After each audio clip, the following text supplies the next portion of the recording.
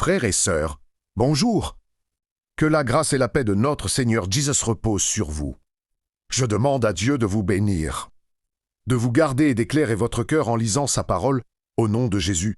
Amen. Si ce passage vous parle, abonnez-vous. Commentez ce qu'il vous inspire et aimez afin de le partager autour de vous. Apox 11, menos 15 Louis II. On me donne un roseau semblable à une verge, en disant « Lève-toi et mesure le temple de Dieu, l'autel et ceux qui y adorent. 2. Mets le parvis extérieur du temple, laisse-le en dehors et ne le mesure pas.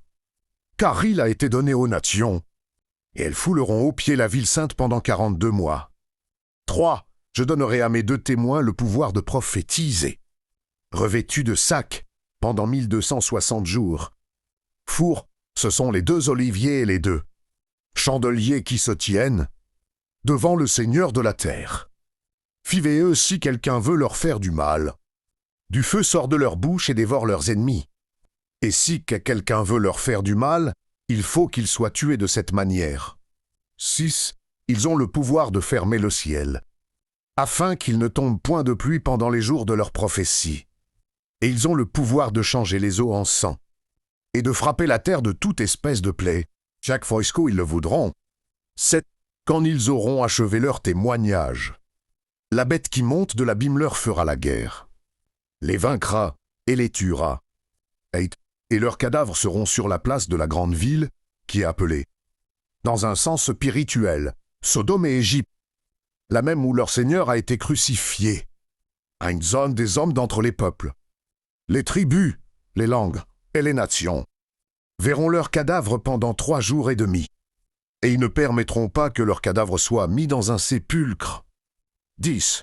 Et à cause d'eux, les habitants de la terre se réjouiront et seront dans l'allégresse, et ils s'enverront des présents les uns aux autres, parce que ces 2 prophètes ont tourmenté les habitants de la terre. 11. Après les 3 jours et demi, un esprit de vie, venant de Dieu, entra en eux, et ils se tinrent sur leurs pieds, et une grande crainte s'empara de ceux qui les voyaient. 12. Et ils entendirent du ciel une voix qui leur disait « Montez ici ». Et ils montèrent au ciel dans la nuée, et leurs ennemis les virent. 13. À cette heure-là, il y eut un grand tremblement de terre, et la 10e partie de la ville tomba. 70 000 hommes furent tués dans ce tremblement de terre, et les autres furent effrayés et donnèrent gloire au Dieu du ciel. 14. Le second malheur est passé.